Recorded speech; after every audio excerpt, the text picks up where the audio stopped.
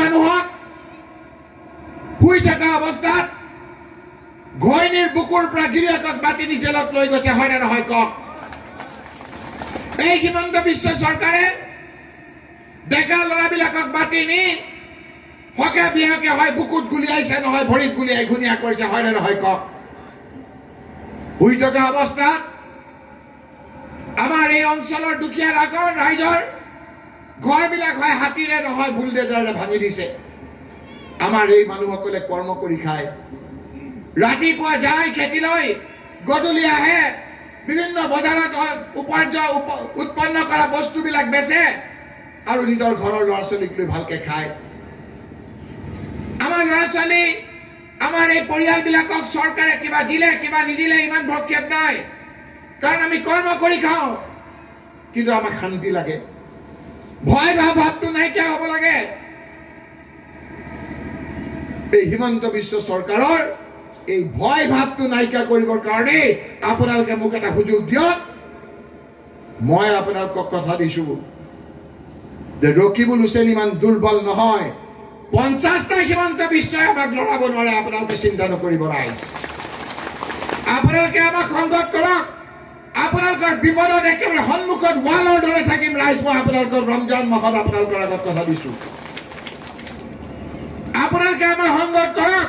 আমি সকলোৰে সহযোগত আপোনালোকৰ নো মেডাল মই লৰাব নিদিওঁ। মই আপোনালোকক কথা দিছো ৰাইজ, এইখিনি আমাৰ প্ৰধান কাম।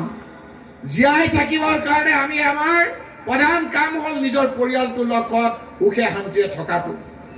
সেইকাৰণে আজি হিমন্ত বিশ্ব শৰ্মা ডাঙৰীয়াৰ আজি টোপনি নাইকিয়া হৈছে। আপোনালোকে ভাবিছে যে ৰকিবুল হুছেইনে হিমন্ত বিশ্ব শৰ্মাৰ কথা কৈ আছে, আমিতো বিজেপিক ভোট নিদিওঁৱে, তেওঁ আকৌ আহি পেলাই এতিয়া হিমন্ত বিশ্ব শৰ্মাৰ কথা ক'লে কি হ'ব? কথাখিনি ভালকে বুজিব ৰাইজ। আজি হিমন্ত বিশ্ব শৰ্মা চৰকাৰ যে হৈ আছে সেইটো আপোনালোকৰ সহযোগত হৈ আছে ৰাইজ। আপোনালোকে যদি বদৰুদ্দিন আজমল ডাঙৰীয়াক সমৰ্থন নকৰে, দিছপুৰৰ পৰা হিমন্ত বিশ্ব শৰ্মাক অতৰাৰ দায়িত্ব আমাক দিয়ক ৰাইজ। আপোনালোকে এবাৰ বদৰুদ্দিন আজমল ডাঙৰীয়াক অতৰাই দিয়ক। কথাকে খোলা খুলি আজি অসমত যদি ইউডিএফৰ যদি জন্ম নহলেহেঁতেন, ৱাজেদ আলী চৌধুৰীয়ে কোৱাৰ দৰে 4জন বিধায়কৰ পৰা 64 বিধায়ক বিজেপিৰ হ'ব নোৱাৰিলেহেঁতেন ৰাইজ। সেইকাৰণেই খাবলৈ বিচাৰে। আপোনালোকেতো কেছেট শুনিছে নহয়, শুনিছে নে নাই? আপোনালোকে নাই শুনা নেকি? হিমন্ত বিশ্বই কি কৈছে বদৰুদ্দিন আজমলৰ কথা শুনা নাই? শুনিব নেকি? ৰকিবুল হুছেইনৰ মুখেৰে শুনিব নে হিমন্ত বিশ্বৰ মুখেৰে শুনিব? হিমন্ত বিশ্বৰ মুখেৰে শুনিব। তেওঁ কি কৈছে? তেওঁ কৈছে যে এই বদৰুদ্দিন আজমল মোৰ বদু ভাই। বদু ভাই, আমি মৰমত মানুহক মাতো নহয় শ্বৰ্ট নাম দি, অ ভাইটি, অ শুন্তি, এনেকে মাতো যে।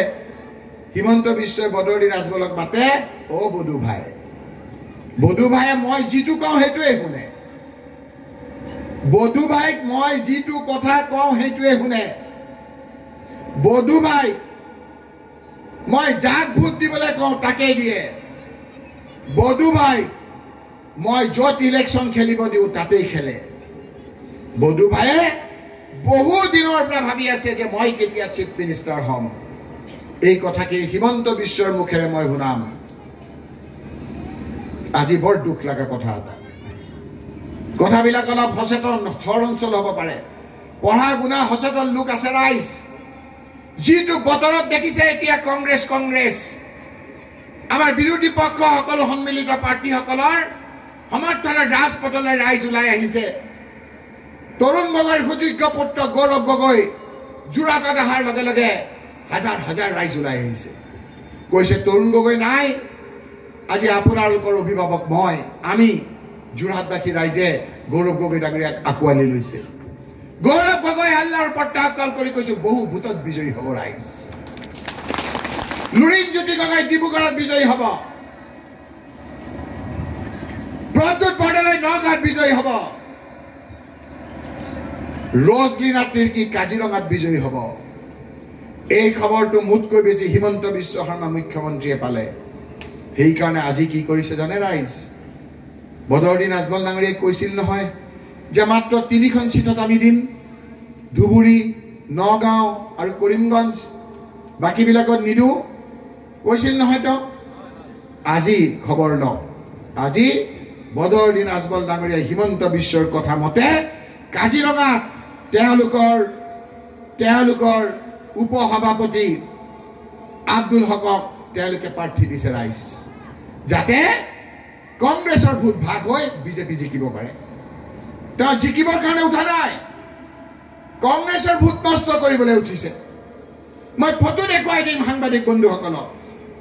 এই মনোনয়ন দিয়াৰ সময়ত আব্দুল হাই মীৰ সাধাৰণ সম্পাদক হোজাই জিলা UDF, দিলৱাৰ হুছেইন সাধাৰণ সম্পাদক হোজাই জিলা UDF, আব্দুল সবুৰ সভাপতি UDF যুৱ মৰ্চা একেলগে গৈ হিমন্ত বিশ্ব শৰ্মাৰ কথা মতে তেওঁলোকে ৰজনীনাথ তিৰ্কীৰ বিৰুদ্ধে তেওঁলোকে ভোট ভাগ হ'বৰ কাৰণে প্ৰাৰ্থিত্ব দিছে ৰাইজ।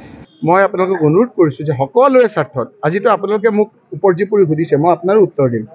হিমন্ত বিশ্বকতো সুধিব নোৱাৰে, সুধিলে হয় আপুনি কোন চেনেলৰ, আপোনাৰ মই মালিকক কৈ দিম, কয় নহয়। এতিয়া মোক আপুনি সোধক।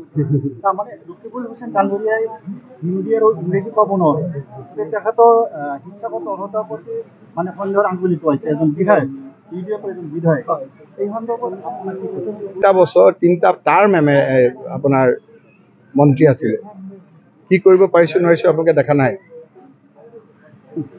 25 বছৰ হ'ল আজি, এবাৰ নহয়, দুবাৰ নহয়, 3বাৰ নহয়, 4বাৰ নহয়, 5বাৰকৈ বিধায়ক। অসমত কেইজনমান বিধায়ক আছে কণ্টিনিউৱাছকৈ এনেকৈ 25 বছৰ, তাৰ মাজত ৰকিবুল হুছেইন। এতিয়া মই ফুকলীয়া কোনোবা MLA ক'ব, তাৰ উত্তৰ দিম আৰু আপুনি মোক সুধিব। সমানে কৰিবা কাজ, হাৰিলে জিকিলে নাই লাজ, সমানে মানুহক সোধক। এতিয়া মই তেওঁক উত্তৰ দিম, তেওঁ একেবাৰে ডাঙৰ মানুহ হৈ যাব, সেইটোৱে বিচাৰে। প্ৰথমে তেওঁলোকে যাৰ মতে চলিছে সেই তেওঁক আপোনাৰ কথাবিলাক ক্লিয়াৰ কৰক। ৰকিবুল হুছেইন কি টেষ্টেড বস্তু এটা, মইতো টেষ্ট, মোক মানুহে ইয়াত আপোনাৰ সোধকচোন 10টাৰ ভিতৰত চাকৰি বাকৰি কৰি দিছে। আমাৰ এফিচিয়েঞ্চি ক'ত প্ৰুফ হৈছে আপোনালোকে দেখিছে। মুখ্যমন্ত্ৰী সদায় কৈ থাকে যে এইবিলাক মুখ্যমন্ত্ৰী ডাঙৰে চলাহীকতাত ৰকিবুল হুছেইনক বলে নোৱাৰে, মই বুজি পাওঁ।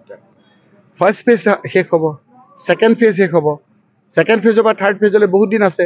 থাৰ্ড ফেজত পৰিকল্পনা কৰিব কেনেকৈ বদৰুদ্দিন আজমল জিকিব পাৰে, কিন্তু এইবাৰ নেচেল।